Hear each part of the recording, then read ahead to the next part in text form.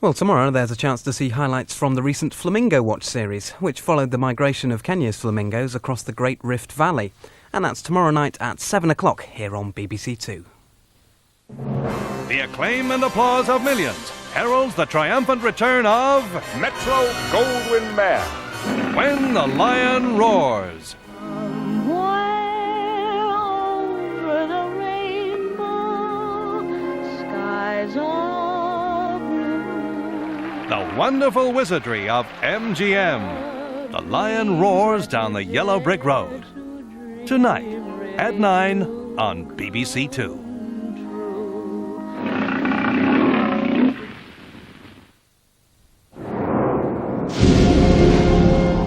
On BBC2 now, the second of this afternoon's BBC 100 films is David Lean's award-winning adaptation of one of the great Victorian novels. John Mills stars in Great Expectations.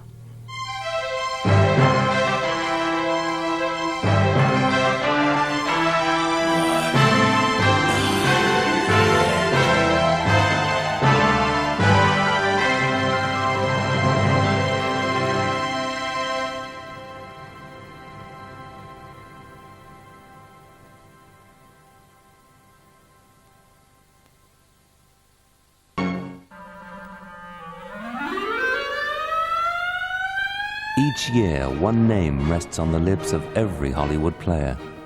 One figure holds the pulse of careers on the up and on the out. A flirt, a gossip. He'll banter with bad guys, he'll rub shoulders with kings and comebacks. One name can shape the Hollywood dynasty.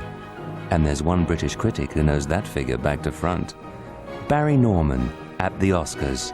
Live and direct on 2 Tuesday morning and highlights on 1 Tuesday night.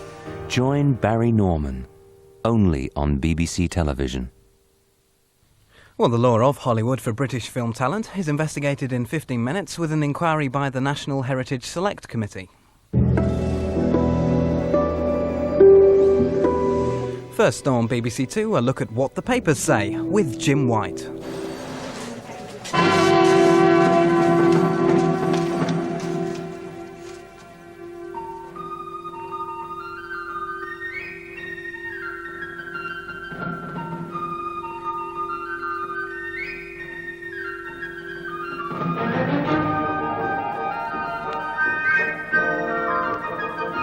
This week, What the Papers Say is presented by Jim White of The Independent. Hello. Could there be anything worse than wearing a collarless jacket in a built-up area? Yes. Getting caught, I suppose. Cantonar, 28. wearing a blue collarless jacket over a grey T-shirt, looked shocked as Mrs. Jean Perch, the chairman of Croydon Magistrates, sentenced him. Ever since he was seen by millions aiming a flying kung fu kick at a supporter, things haven't gone well for Eric. Hours after clubbing it with Mel Gibson, soccer star is offered sausage and onions in a court cell. He turned it down. Not even spotted Dick to follow could tempt the Frenchman. Cantonar was sentenced to 2 weeks in prison, but was later released pending an appeal. Outrageous, said right-minded papers like The Star. The 2-week jail sentence was over the top. Not so, say the less sporty Daily Mail. It is sincerely to be hoped a higher court will not reduce his jail term. But this week, one old lag finally got out of jail. He had principles in his life. All he ever tried to do was to keep boys out of trouble. He gave away £1 million to good causes. A true gentleman. I remember him as a very pleasant man to talk to. He was always thoughtful and polite. Yes, Ronnie Cray, one half of the Cray twins, the community policing outfit who made the streets of the East End safe for their mum to walk through, has passed on to that great manor in the sky. Or, as they said in The Sun, Ron's gone. and how he will be missed. Him and, of course, his twin Reg, presently detained at Her Majesty's pleasure. Actress Barbara Windsor said, They weren't menacing and did a lot for charity. They were charming with old people and women, and they've been badly misrepresented for over 30 years. Too right, Babs. Badly misrepresented. I'm glad he's dead. He was the coolest man that ever walked. If there's a God, he'll be on his way to hell now. Sorry? Ronnie was one for the cut and thrust of close combat. He's reckoned to have sliced up more people than most of us have cut up Sunday joints. You what? What we know is that Ronnie Cray was evil and that he died believing his lifelong incarceration was unjust. So be it. The view of some who knew another side to Ronnie. What we really know is that for a psychopath and low-rent gangster, Ronnie Cray generated some acreage of newsprint on his death. As the Sunday Times' ludicrous style section recently announced, Suddenly, obituaries have become fashionable. and Ron's was hipper than anyone's, the papers couldn't get enough of him, because in death, as in life, Ronnie was a great story. The Lag's Rag, the Mirror, gave 5 pages to his death. I'm glad Cray is dead. Exclusive. By man he blinded for fun. But yet, Ronnie was disgusted at violence of today's criminals. to help them in their Ron inquiries, the papers assembled the most colourfully named cast of characters this side of the annual Garter ceremony at Windsor. There was Ted Chanky Haynes, Freddie, the Mean Machine Foreman. Leonard Nipper Reed. Frank Mad Axe Man Mitchell. all jostling to give their views. Jack the Hat McVitie sent his apologies. The Hat is no longer with us, courtesy of a knife through the throat wielded by Ronnie's brother Reg. And of course, everywhere there was Frank Fraser, otherwise known as Frank the Dentist. AKA, Fraser the Razor. or to give him his full and proper moniker, Mad Frankie. his madness made himself available to every paper, providing us with yards of juicy quotes as he stood outside the Blind Beggar, the pub which Ron redecorated in 1967 using George Cornell's brains. George had foolishly called Ronnie a fat puff. Ronnie was a gent and a very kind, honest guy. The Crays were like Robin Hood in their own way. They helped people when they were downtrodden, and they were only violent to people like me. Never hurt old ladies or kids. So, Lord Razor, not a bad word to say about the departing Ron? The only thing I got against Ronnie was that he never asked me for a lend of me gold-plated dentist's tools. He never hired me to do an extra action. Of course, I never done fillings. Some papers, however, were having none of this school of thought which distills murder to a neatly placed one-liner.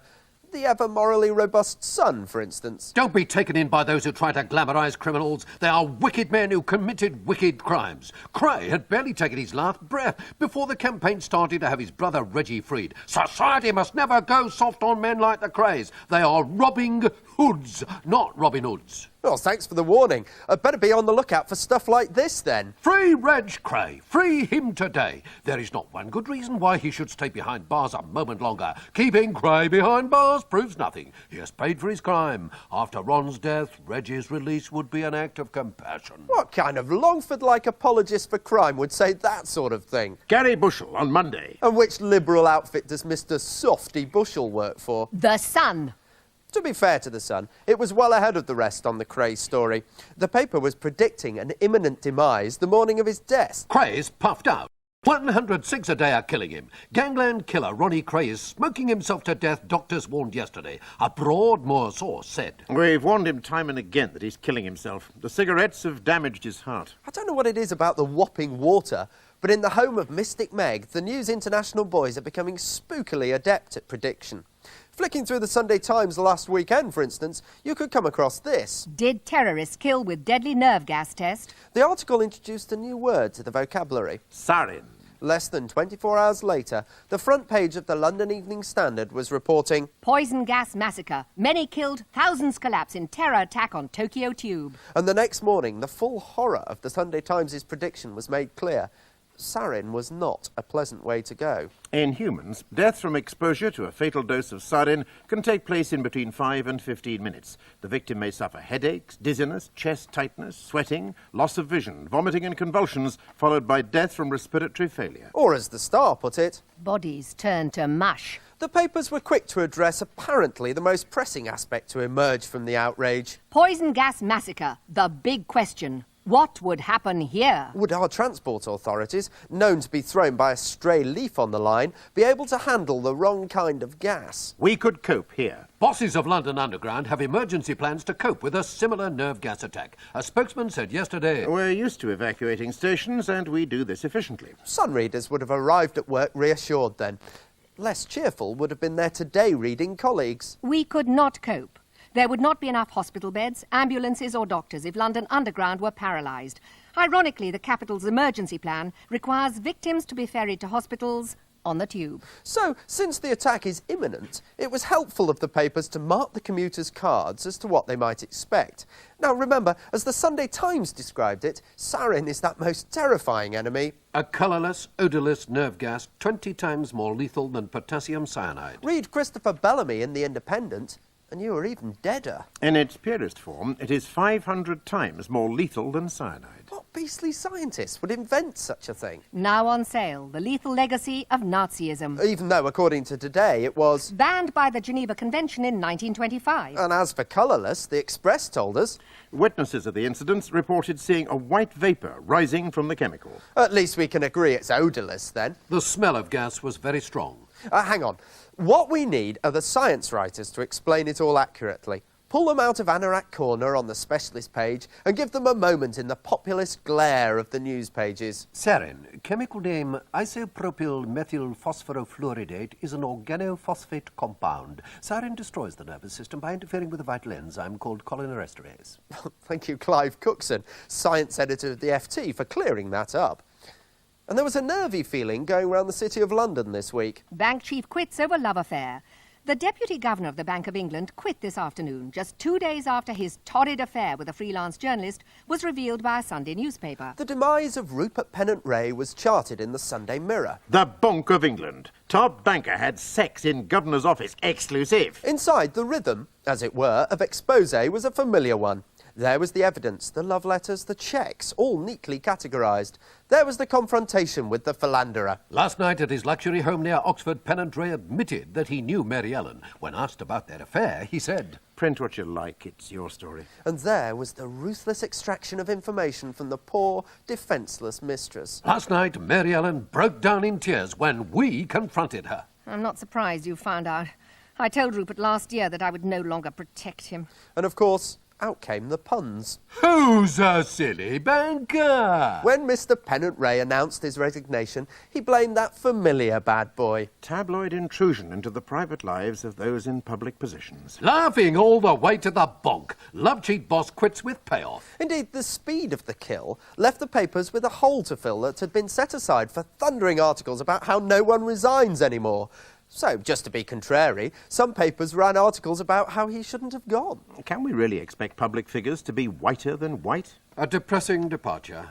Public prurience and the bitterness of the scorned lover have triumphed once more over common sense and respect for ability. That from the Financial Times. The FT is well known for its love of money matters. So did the bonking banker count as a top financial story? You bet it did. Bank deputy head quits over affair. OK, so there was no saucy details from the woman in question, but still, half the front page, not bad. The Daily Mail was not impressed. Day the FT offered lots of comment.